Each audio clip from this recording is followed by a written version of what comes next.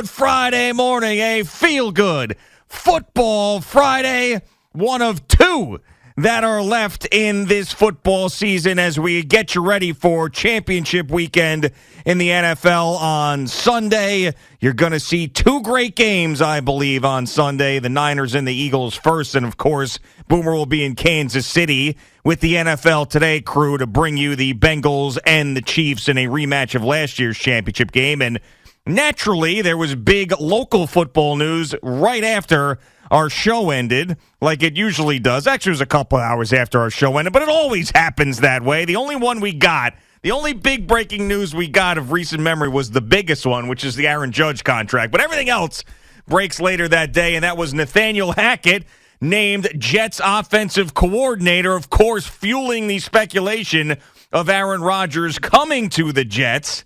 But if he doesn't, did the Jets get a dummy as an offensive coordinator because of what happened in Denver, or did they get a really good offensive coordinator that could help this team? Good morning, Boomer. How are you? Good morning there, Jay. I think they got a good offensive coordinator, but you also have to understand something, that there is this group of coaches that belongs to this one little net, and it's Kyle Shanahan, it's Matt LaFleur, it's Rob Saleh. You know, it's that group that came from Mike Shanahan's staff in Washington. Right, more incest than West Virginia. Sean McVay, right. The whole thing, those four coaches, and nobody's never not going to have a job in that. Basically, yes. In that group of coaches, okay? Yeah. Mm-hmm. So Nathaniel Hackett is right in the middle of that group of coaches. Mm-hmm. Of course, his dad was an offense coordinator for the Jets here under Herm Edwards as well. So, look, he knows what he's doing. He knows how to call plays. He knows that when he has a top-quality quarterback, they can win. Now, I'm sure part of this is, hey, what do you think of Zach Wilson? What's your expert opinion on Zach? Can we get him right? And, that's going to be a part of it. And then the other part of it will be, okay, who will be the veteran quarterback that the Jets will bring in? Will they try for Aaron Rodgers? I would imagine they would, simply because Nathaniel Hackett is here. But this is not a surprising hire whatsoever, as we all know that he had been interviewed, and the fact that he comes from that group of coaches.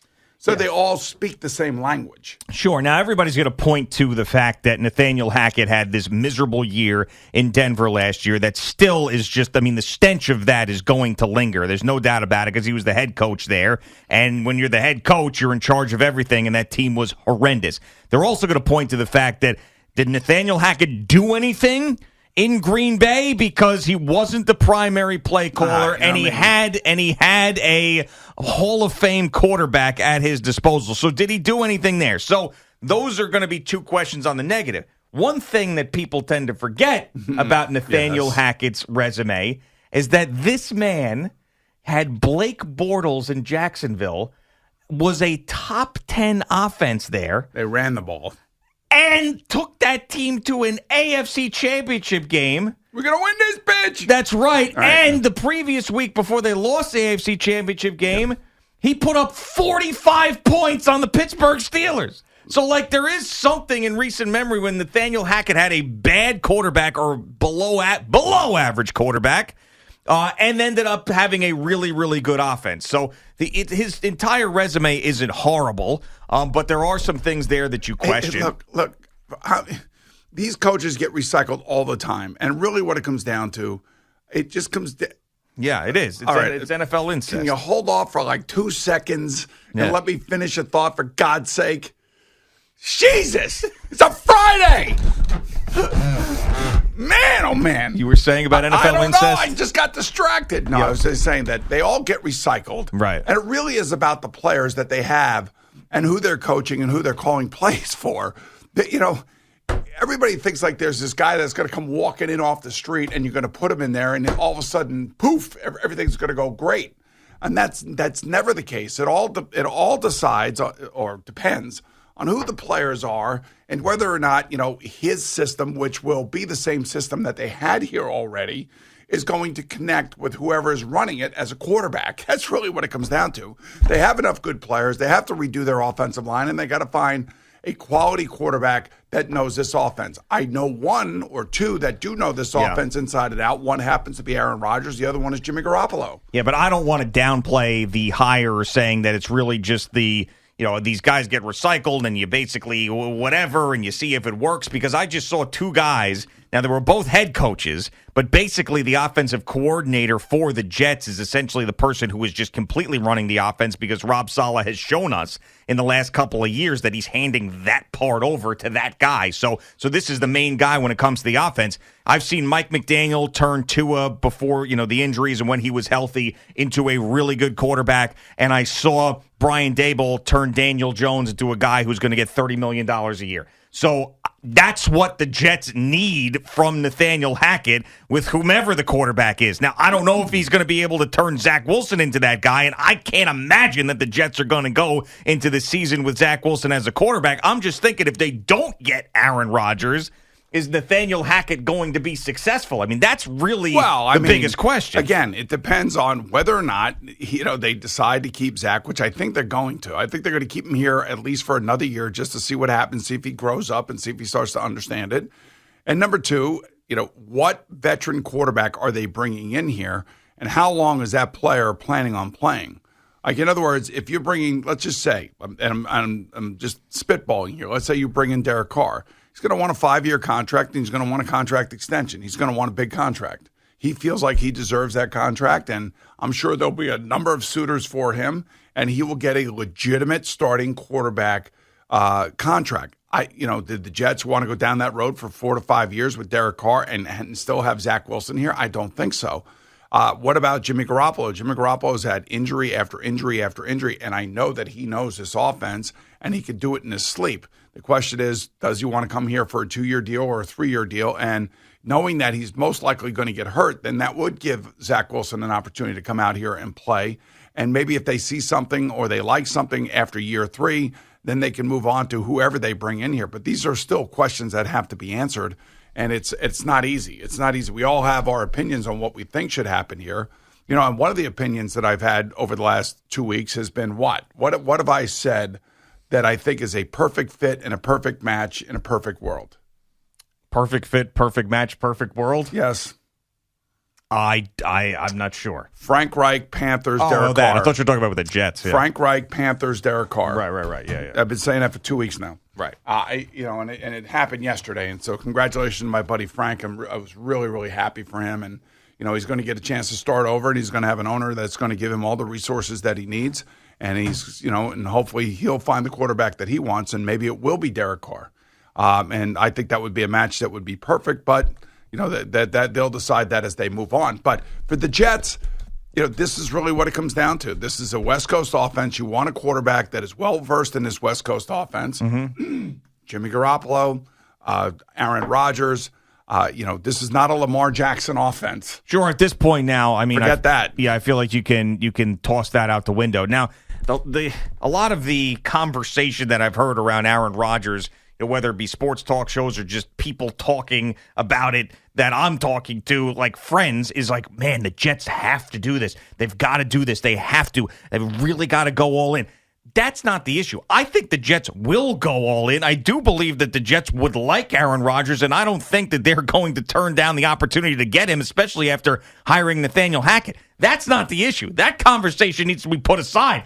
It is a no-brainer that the Jets should be going after Aaron Rodgers. The conversation is one of two things. One, does he ever want to leave Green Bay, play somewhere else, and is that place the New York Jets? Can he see himself finishing his career on the East Coast for a team like the New York Jets and take his entire life and put it someplace around here when he has never, ever been an East Coast guy at the end of his career? And also, another big thing that I've barely heard is Aaron Rodgers takes his sweet old time. And Aaron Rodgers, the last couple of years, has been off doing his ayahuasca. He doesn't know what he's going to do. He has these interviews. Should I come back? Should I not come back? Should I be a Packer? Should I retire? All this stuff. So what are the Jets to do if Aaron Rodgers is a possibility and he's stringing them along, I don't know. Maybe I will. Maybe I won't. I don't know. Let's have a meeting. I'll be back from Peru in 3 weeks. Then the Jets are being held hostage by Aaron Rodgers and his craziness. And then all of a sudden, Derek Carr's in Carolina. Jimmy Garoppolo's somewhere else. All these veteran quarterbacks who we're going to fall back on, we don't have an opportunity, and it's either Aaron Rodgers or Zach Wilson, and we're screwed. Just so you know, the Jets interviewed a number of offensive coordinator candidates. I know that they wanted to interview others that didn't come to pass, but they had guys lined up in the queue that if a guy that they wanted, either turned down an interview or ended up getting a job somewhere else, they had to immediately, turn to the next guy that they would want to fit in perfectly. And believe you me, Matt LaFleur is telling Rob Saleh that Nathaniel Hackett's a great coach. He'll fit in perfectly. And just like I'm sure Rob Saleh told Sean McVay, Mike LaFleur is a great coach. He'll fit in seamlessly out there in L.A. So they just keep changing seats and keep changing teams. Right, okay. So the point being is that, this coach is good. They knew that he was available, and they knew that they were going to make a run at him if somebody else they wanted wasn't available. So that's the same thing that will happen with this quarterback search. They'll have their number one guy, and they'll try to make a deal for if in fact it is Aaron Rodgers. Here's the thing that would really bother me about signing Aaron Rodgers. Okay. And it's along the line of what you just said. If I'm paying a guy $50 million a year, that guy has got to be all in.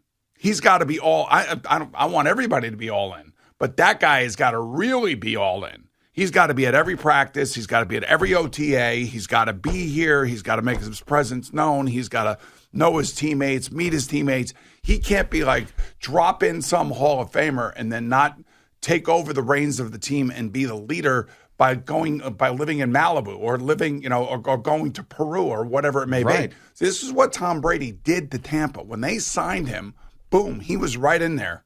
And he took over that team. And it's one of the reasons that team made the playoffs the 3 straight years that he was there.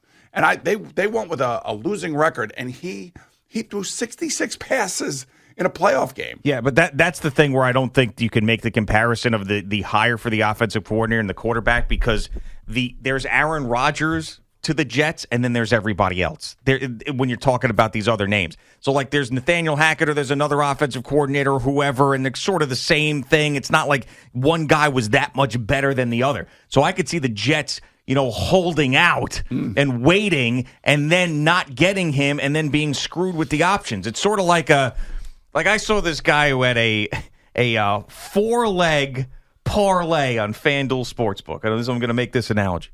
And it was all first touchdown scorers in all 4 games over the weekend, the divisional playoff weekend. And he got the first 2 right. And he had a chance, if he got all 4 right, to cash out and get like $1,000. But if he got all 4 right, it would be $1 million.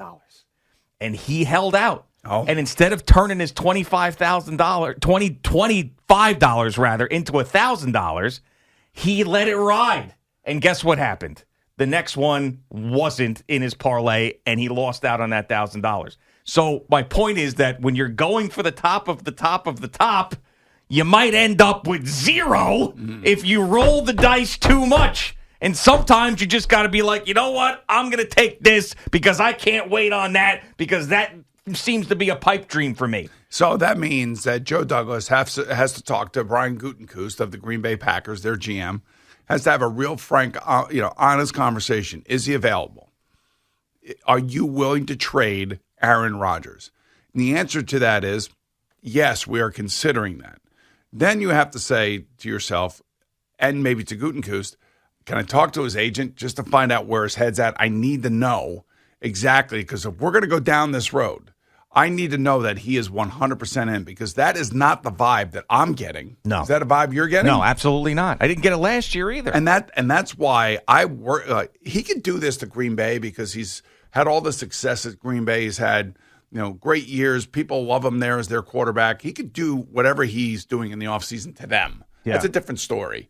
But now if he is willing to be traded and he's coming to a new team, no matter who that new team is, whether it's the Jets, the Raiders, wherever, He has to make that commitment to that new team. Yeah, now you said something interesting there I hadn't really thought about. You think that Green Bay actually has a say in this thing? Because to me, Aaron Rodgers is controlling all of it. So do you think there's actually a possibility that Aaron Rodgers says, I want to come back and be a Green Bay Packer, and the Packers say no like they did with Brett Favre? I don't think that's the case. I think the Packers really want him back, but I do believe that the way that you go about this is GM to GM. You know what I mean? GM has to call the GM. Yeah.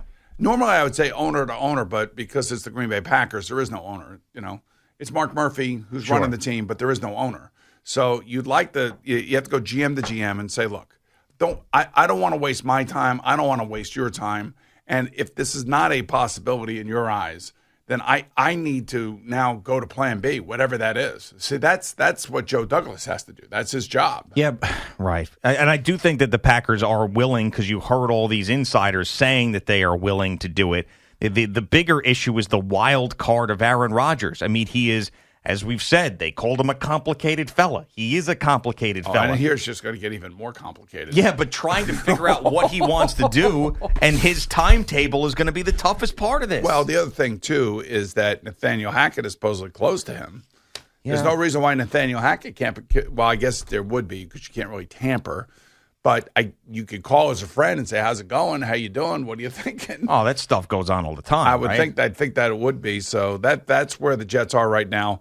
I have no problem with them hiring Nathaniel Hackett. I have nothing. Listen, what happened in Denver was impossible. Some people just are not head coaches, and some people step into really difficult situations.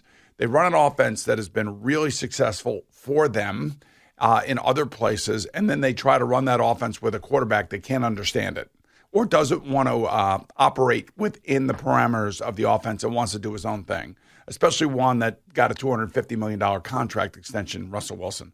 So I'm sure that was a real pain in the ass, waking up the next day after games and looking at game tape saying, I don't know what, the guy's open, I don't know why he's not throwing it. Yeah. Or the guy's here and he's throwing it over his head. That to me, I don't really judge Nathaniel Hackett on that. What I judge him on is what you said, the Jacksonville Jaguars. He was part of a very good team. They ran the ball, and they had a quarterback that, when he was at the top of his game, he's like a C plus B player. He's not an A plus player like Aaron Rodgers is. And by the way, he was there in Green Bay watching Matt LaFleur calling the plays, and probably learned a lot from watching Matt call the plays. And I'm sure they were discussing all week long certain plays that they would design for the teams that they were playing against. And, Nathaniel Hackett's all a part of that, just like his dad was. So he's a lifer. He's an NFL lifer. He's getting a new chance, and they got to get him a new quarterback depending on who it is. All right, Boomer and Gio on the Fan and CBS Sports Network, just getting started on this Feel Good Football Friday.